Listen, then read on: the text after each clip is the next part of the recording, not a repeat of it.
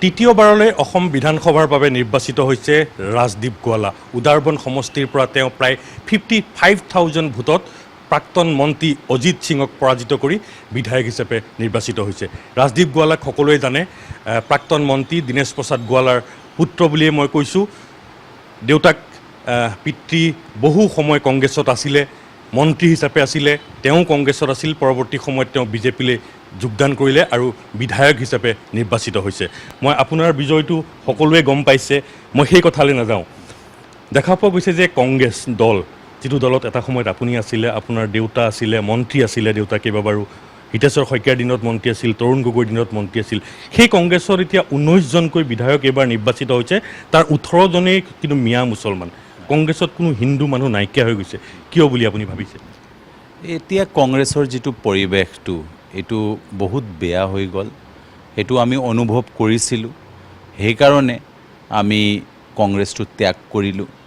আৰু আমাৰ ডক্টৰ হিমন্ত বিশ্ব শৰ্মা ছাৰৰ প্ৰতি আমাৰ যিটো আস্থাৰ বিশ্বাস আছিলে, তেখেতে যিদৰে আমাক লিডাৰশ্বিপটো দিছে, সেইকাৰণে আৰু আমাৰ নৰেন্দ্ৰ মোদীজী তেখেতৰ যিটো মাৰ্গদৰ্শনত আমাৰ ভাৰতবৰ্ষটো আগবাঢ়ি আছে, সেইকাৰণে এতিয়া মানে বিশেষ কৰি হিন্দু মানুহ কংগ্ৰেছত নাথাকে।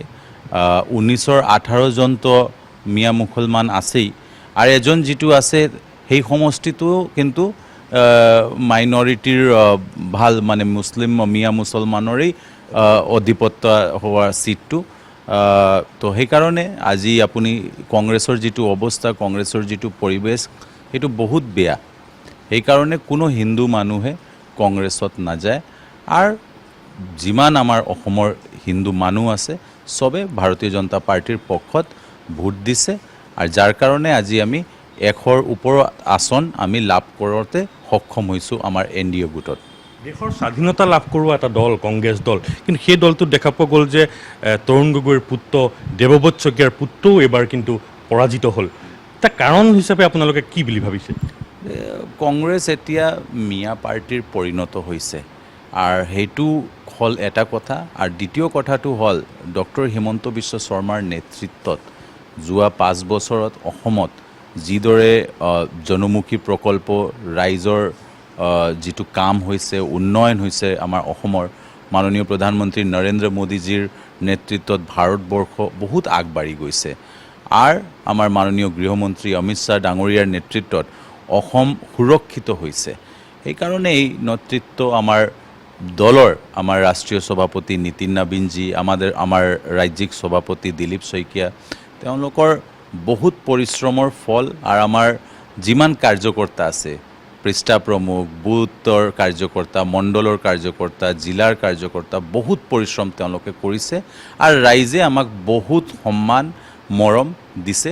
সেইকাৰণে আজি এই ফলাফল আমি লাভ কৰাৰ সক্ষম হৈছোঁ।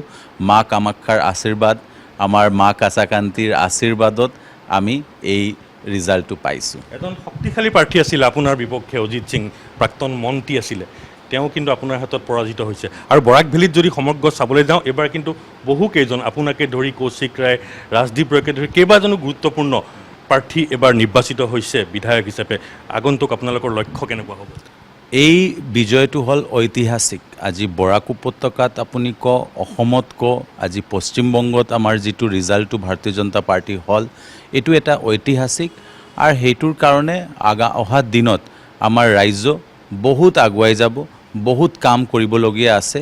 আৰু অহা দিনৰ কাৰণে আমি চবৰ আশীৰ্বাদ আৰু সহযোগিতা মই বিচাৰি আছোঁ। মোৰ বিশেষ কৰি উদাৰবন সমষ্টিক এটা ভালভাৱে মানে কিদৰে আমি আৰু উন্নত কৰিব পাৰিম, মানুহৰ ৰাইজৰ আশা আকাংক্ষা পূৰণ কৰিব পাৰিম, এতিয়া সেই কামটো আমি কৰিম। মই অকণমান পাৰ্থক্যটো জানিব বিচাৰিম। আপুনি যিহেতু আগতে আপুনি কংগ্ৰেছত আছিলে, আপোনাৰ দেউতা প্ৰাক্তন মন্ত্ৰী আছিল কংগ্ৰেছৰ, তেতিয়াৰ কংগ্ৰেছ আৰু এতিয়াৰ কংগ্ৰেছ কেনেকুৱা পাৰ্থক্য? বহুত পাৰ্থক্য আছে। এতিয়া পৰিৱেশটো আপুনি চালে, আৰু আপুনি চাইছে কি APCCটো আৰ হৈ গ'ল, এতিয়া মানে এইটো মুছলিম লীগৰ নিচিনা হৈ গৈছে আৰু কি এই দলটো। সেইকাৰণে কোনো হিন্দু মানুহ তাতে থাকিবৰ কাৰণে বা এই ধৰণৰ পৰিৱেশটো নাই। তাৰ পৰিৱৰ্তে বিজেপি দল আমাৰ ৰাষ্ট্ৰৰ চিন্তা কৰি আছে। বিজেপি দলৰ নেতৃত্ব আমাৰ ৰাইজৰ কাৰণে ৰাইজৰ সেৱাৰ কাৰণে বহুত কাম কৰি আছে, পৰিশ্ৰম কৰিছে। ভাৰতীয় জনতা পাৰ্টিৰ আমাৰ কাৰ্যকৰ্তা ইমান নিষ্ঠা সহকাৰে তেওঁলোকে কাম কৰিছে, যাৰ কাৰণে আজি আমি এই ফলাফলটো লাভ কৰিব পাৰিছোঁ। আৰু আমাৰ নেতৃত্ব যিদৰে আমাক মাৰ্গদৰ্শন দিছে, মাননীয় প্ৰধানমন্ত্ৰী নৰেন্দ্ৰ মোদীজী, মাননীয় ডক্টৰ হিমন্ত বিশ্ব শৰ্মা, তেখেতে ইমান পৰিশ্ৰম কৰিছে আমাৰ কাৰণে। তেখেতক চবক মোৰ ফালৰ পৰা মই আন্তৰিক কৃতজ্ঞতা মই জ্ঞাপন কৰিছোঁ। ৰাজদীপ গোৱালা, মই পুনৰবাৰ কৈছোঁ যে পিতৃ দীনেশ গোৱালাৰ পুত্ৰ ৰাজদীপ গোৱালা, তেওঁ প্ৰায় 55,000 ভোটত বিজয়ী হৈ এবাৰ বিধানসভালৈ আহিছে। আৰু দেখা পোৱা গৈছে যে তেওঁ যিহেতু কংগ্ৰেছত আছিল, তেওঁ সেই মন্তব্যই কৰিছে যে কংগ্ৰেছ দল এতিয়া আগৰ সেই কংগ্ৰেছ দল হৈ থকা নাই, কংগ্ৰেছ মুছলিম লীগলৈ পৰিণত হৈছে, আৰু যাৰ ফলত বিপৰ্যস্ত হৈছে কংগ্ৰেছ। আৰু বিজেপিৰ যি ৰাষ্ট্ৰীয়তা, মুখ্যমন্ত্ৰী ডক্টৰ হিমন্ত বিশ্ব শৰ্মা বা নৰেন্দ্ৰ মোদীৰ যিসমূহ সপোন, সেই সপোন আগুৱাই নিয়াৰ বাবে আজি ৰাইজে তেওঁলোকক আঁকোৱালি লৈছে। কেমেৰা পাৰ্চন কানুৰ সৈতে মই গৌৰৱ জ্যোতি নেওগ, নিউজ লাইভ।